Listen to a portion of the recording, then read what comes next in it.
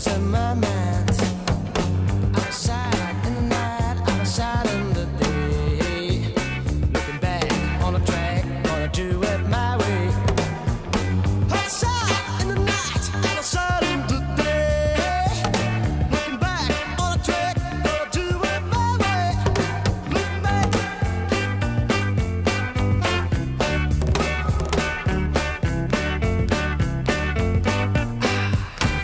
Looking for some happiness, but there is only loneliness to find. To the left, to the right, looking upstairs, looking behind. Yeah.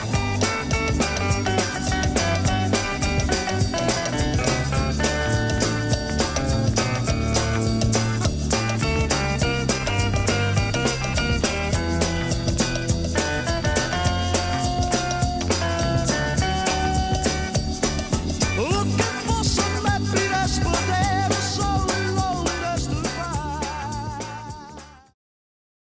Private Richardson, like every other infantryman, carried a standard No. 2 Ticonderoga, a college-ruled notebook, the kind that you could recognize specifically which is yours just by the touch, and a standard rations pack. Inside were Tic Tacs, wintergreen, as were standard, a peach, and a handwritten letter from the only girl back home he felt would ever really love him. Her love was, of course, standard. 2.385 pounds total. The burden of maintaining a 3.0 GPA, unbearable. You're never more alive than when you're almost dead. Richardson was anything but standard.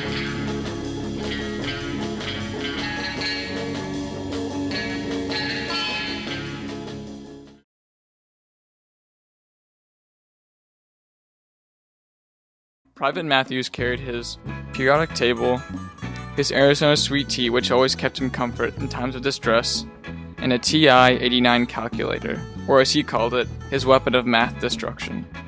Matthews wasn't fighting for a girl back home, but one wouldn't suspect it, with the amount of letters he wrote. In reality, Matthews only wrote letters to himself, to his posterity. They weren't journal entries either, rather, little notes that, if he survived, contained bits of information that he would pass on to his children. Matthews was always writing. Nerd. A new day is coming.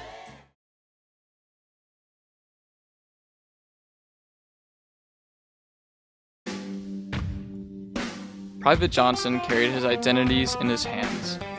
He had it all. Fake IDs, answer keys to tests, and his most valued iPad, which may or may not have helped him pass his last exam. He also carried his youth like a pocket of noisy pennies and dimes, so that everyone would notice. Always would he come wearing his colors, showing off his excitement for life and being young. Why bother with all of the hard problems of life when you're young and have all the answers in your hands?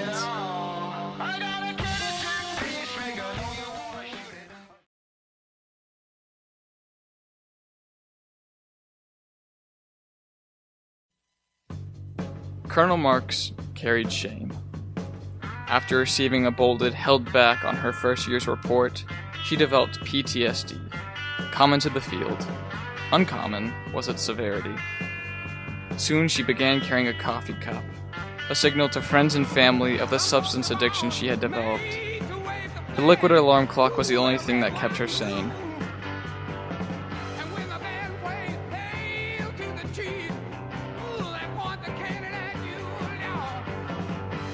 Also, as a result of her PTSD, she carried a mirror. The irony of her leadership was that she didn't look after her men, she only looked at herself. The only thing more important to her in her life than her caffeinated nectar was her appearance. Were it not for her leadership and extracurriculars, she would have never been offered the position.